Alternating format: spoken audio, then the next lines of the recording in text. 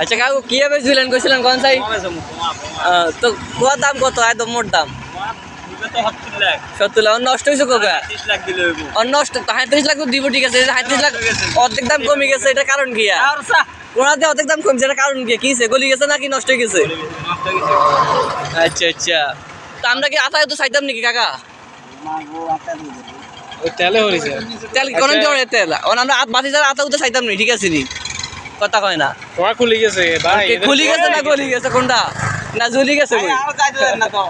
ও গালি হেরেছে আর কেন কোন না কথা না করে কেমন হইব কোরা কোকা বলছে ওকে বলছে তো 72 তুমি অর্ধেক শেষ টিয়া কি আমরা ড্যামেজ দান লাগবো নি কেনা বেতন লাগবে কোনটা